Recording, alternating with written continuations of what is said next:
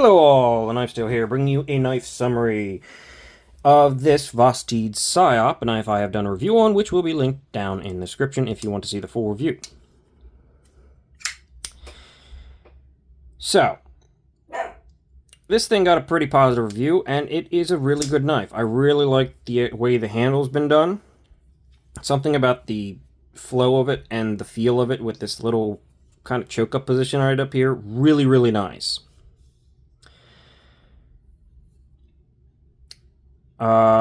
What are we looking at? We're looking at LMAX with in this case, a belt satin blade. It is a Tough Knives comparison. Jeff Blowvault, I hope I said that right. Blowvault. At Tough Knives is a custom maker, and Vosteed. Relatively minimal branding. I wouldn't mind seeing that somewhere else. The Tough Knives logo, maybe like right up there or something. There's not a lot of room on the flats for it, so I understand why they put it there. This particular one is a carbon fiber variant with, I believe it is steel liners underneath. Yes, it is. Though the pocket clip and I believe this hardware is... No, that's steel. Okay, that is steel. But the pocket clip is titanium, and the back, I believe, is brass. And there's brass pivot collars. That's the word I'm looking for. It is contoured and pretty comfortable in the hand. Pretty well executed knife overall. You got a drop point blade with surprisingly easy access to the tip because a lot of the belly is up here, far away from the tip. Actuated by the aperture or the front flipper. Though the front flipper is a bit smooth and rounded, it does actually work pretty well. Yeah, it works. It's just, it could be a little bit sharper. But since it works, I'm not complaining. The overall blade length, we'll just take a quick look at that, is 3 1/4, and the overall inches is 8 inches. So, yeah, the ratios aren't perfect here. You're definitely getting more handle than blade there. And then to compound that, you also have this big forward choil here. And I'll talk about that in a second. But we're on bearings, titanium pocket clip, good retention, top liner lock. Basically works like a compression lock, but from the front, where the actual lock slots out and goes in between this notch in the blade. Should be pretty strong, probably even stronger than your standard liner lock. So that's nice, and these locks are very good. They're easy actuation, very functional, very nice. Blade steel, certainly don't have a problem with that. LMAX is almost always good. It doesn't seem to be one of the ones that's too hard for companies to get right, so I don't doubt that's fine. It's reasonably thin behind the edge. It's pretty average. Now, there is one thing that I want to talk about, and that's this choke-up position. I'm not in love with this choke-up position because of the hard transitions from flowing to this angle. It works, it's okay, but it's not the most comfortable thing in the world. And because of this large choke-up position, while it does give a very unique look to the knife, with this big thing, it does eat up a lot of potential blade edge. Now, that is not entirely something that can be avoided with this top liner lock setup, because you have to make room for all of the gear and stop pin and all this other crap in there. So that has to be, the stop pins here, way away from the edge. Plunge grind's great, of course, but that's all got to be taken out to accommodate for this.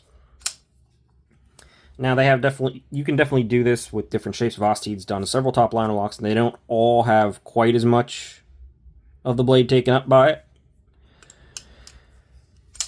And while it makes an interesting shape, it definitely does lower your amount of actual cutting edge. I mean, you're only getting 2 and maybe 7/8, just a little over 2 3/4 of actual cutting inches, which is not ideal. But everything else on here is executed really well. The contouring, the scales, the carbon fiber is very attractive. Pretty darn comfortable in hand. Quite comfortable, in fact. I actually like choking up in this position. This is a really comfortable choke up position. More than I do up here. So I'm usually like right here on this knife. Works just fine, but I am far away from the blade. You can get up there, but yeah. Maybe a little bit awkward, maybe something to be taken into consideration. The bearings are very smooth, and with the liner lock, with the compression kind of top liner lock, it is basically drop shut. Though if you go off the lock, it is not drop shut, it is shake shut. Still quite smooth though, so very well executed. Though there are a few negatives that I have to mention. Oh, and the pocket clip is reversible, which is nice because the compression top liner lock is more or less ambidextrous for those of us who can need to use this hand. I am not left-handed, and actually I don't know why I'm fumbling around with this knife more than I was expecting to.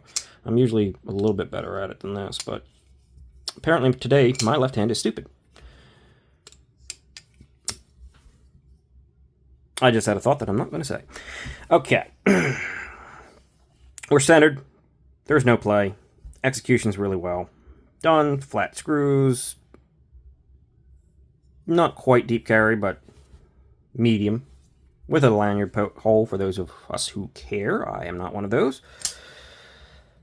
Good action, very fun and fidgety. Now, I'm hoping... This is just me, this is completely subjective, but I'm kind of hoping that they do a liner lock variant of this.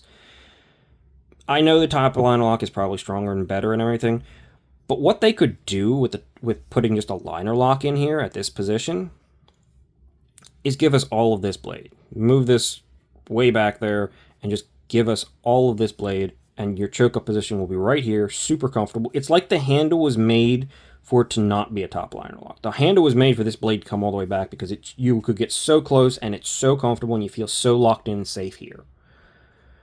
So I would love to see just basically move this back a little bit and just give us the whole thing as blade.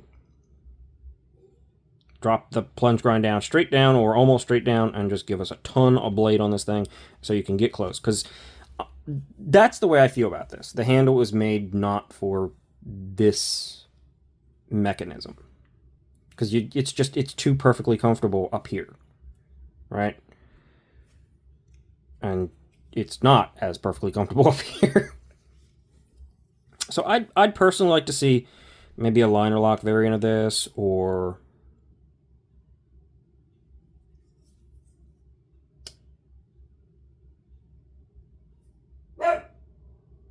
Yeah, no matter how else you do it, the way this thing is set up, the angles and positions of everything, I don't think any other kind of a lock types are really going to suit it that well.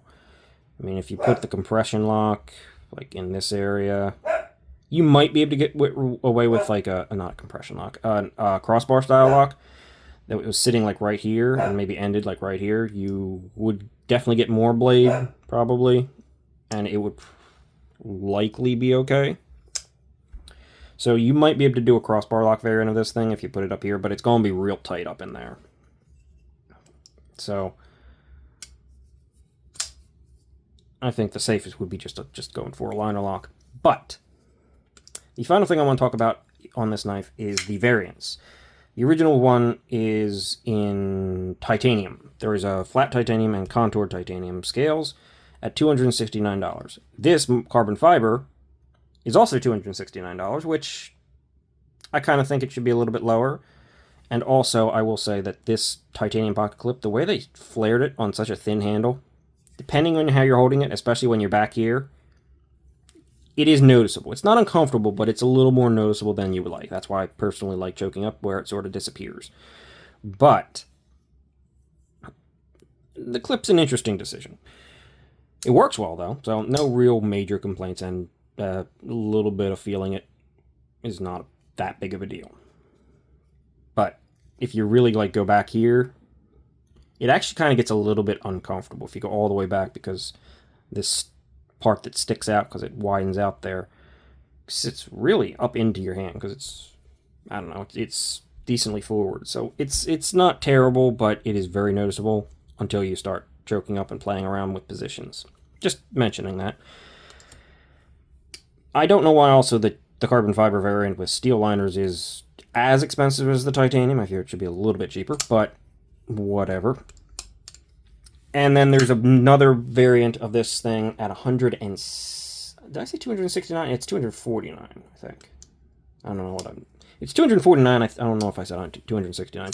The 169, so there is a 69 there, which is, I suppose, nice, is, there is a micarta variant of this. And to be perfectly honest, while you do get a budget style clip on the micarta variant,